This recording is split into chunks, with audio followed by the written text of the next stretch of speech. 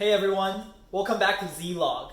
Today is quarantine day 2 and tomorrow is quarantine day 3. I'll be talking about my whole trip from RDU to Taipei. So let's go.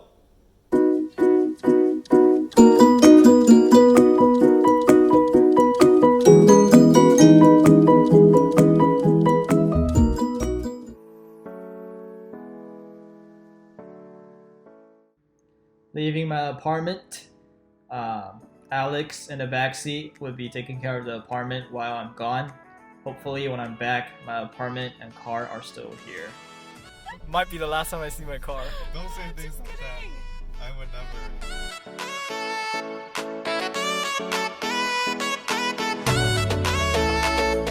never. So let's talk about some tips and tricks when traveling during COVID-19. Right now, all major airlines in the US will allow you to change your ticket at no cost if your ticket is booked before a certain time. If your flight is important, make sure to use flightstats.com to track the on-time performance rating of your flight. You can track by destination to destination or flight number. Out of all the airlines, shout out to AA American Airlines because they display their arrival rate when you book the ticket. This is very transparent and honest to the customers. In terms of safety, fortunately, all airlines require passengers to keep a mask on at all times. Some airlines are blocking middle seats such as Delta, Alaska, and JetBlue. Those airlines have made a notice on their sites, which means they are committed to this promise. On the other hand, there are other airlines such as UA and American that said they will make an effort to keep the middle seats open. But we all know what make an effort means. It means no guarantees. On an interesting note, Frontier actually has an option for people to pay to keep the middle seats open. I can only say businesses can always find a way to make money out of any situation. Alright, we're finally here at the RDU airport. The airport is fairly empty, but it's a Friday afternoon, so it's usually not that busy anyways. The United workers are wearing masks, and all the employees are standing behind a transparent covering. However, when I look at the Delta aisle, the Delta workers are not wearing any mask, which is kind of disappointing because my favorite US airline is Delta Airlines. Looking around, I'll say approximately 15% of the people in the airport are wearing masks. When I go through the security, I had to take off my mask for identification. Even though it's Friday afternoon, many shops and restaurants are still closed due to COVID-19. For the trip from Raleigh to Taipei, I'm flying from Raleigh to Chicago and then from Chicago to LA with United Airlines. Usually, the people in the front row seats get to board first. However, UA changed the boarding order so that the people at the back get to board first. Everyone on the plane is wearing a mask because it's required by law. United thoughtfully put a wipe on every seat and the passengers can use the wipe to disinfect their seats. The first aircraft is a smaller aircraft with only 2 seats per row. I was pretty nervous about the flight, but there are actually still plenty of seats. The flight attendants even announced where the empty seats are and actively encouraged people to sit in a row by themselves.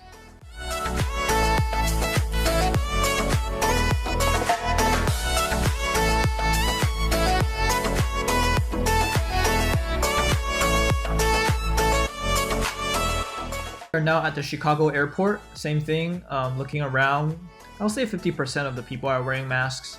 I start to doubt whether people in the States know how to wear a mask or not. I see a lot of people wearing masks like this, or this.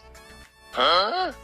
Before boarding, I got a text from UA indicating that the flight is pretty full and I have the option to switch to another flight if needed. This plane is a bigger plane, so it's 3 seats per row and also provides disinfecting wipes for the passengers. From my observations though, most people use the wipe to wipe their hands and that's about it.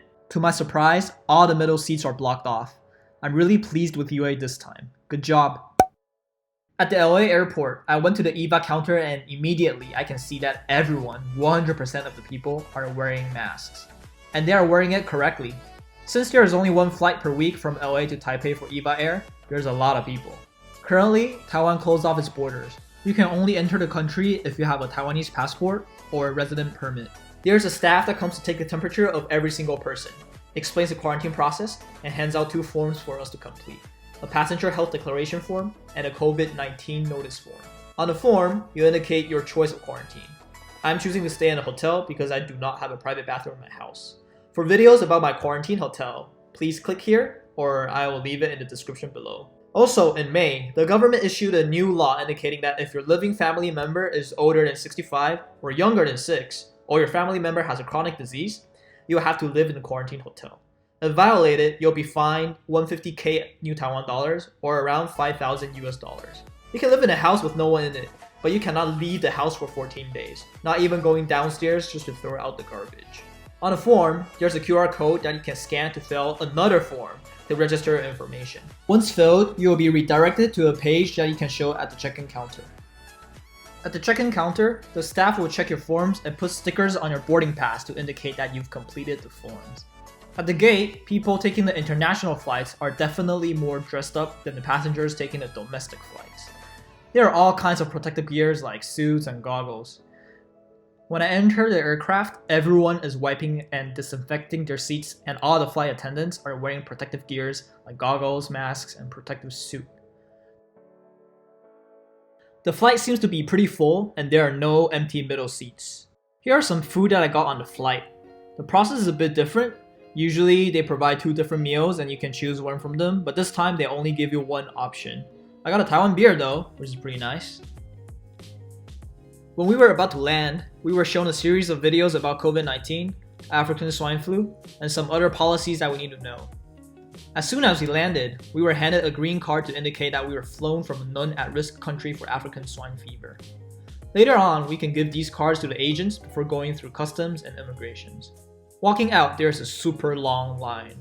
If you have a Taiwan or international SIM card and you fill out the form using the QR code that I mentioned before, you should get a text with a link that you can click in and confirm that you have been registered successfully. A staff will come and check your phone screen. If you have the correct confirmation screen, you can skip the line and move forward. So pro tip, click and process the link before lining up to avoid wasting time. There is another line for people that don't have SIM cards, and the line seemed to be pretty long. So another tip, I'll definitely recommend you to get a Taiwanese SIM card or an international SIM card if possible.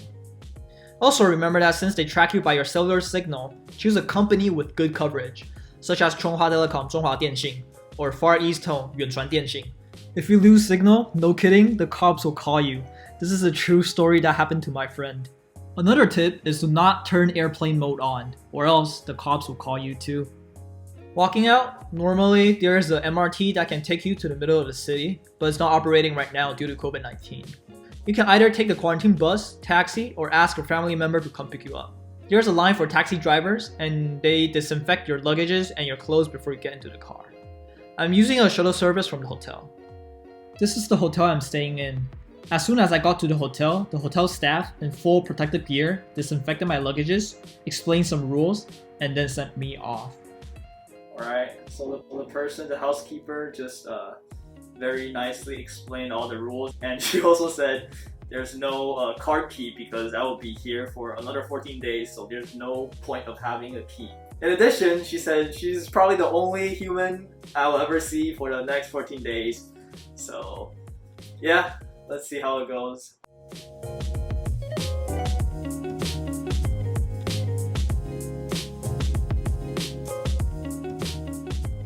So this door is open, and once I step in, it will close, and I will be inside for the next 14 days.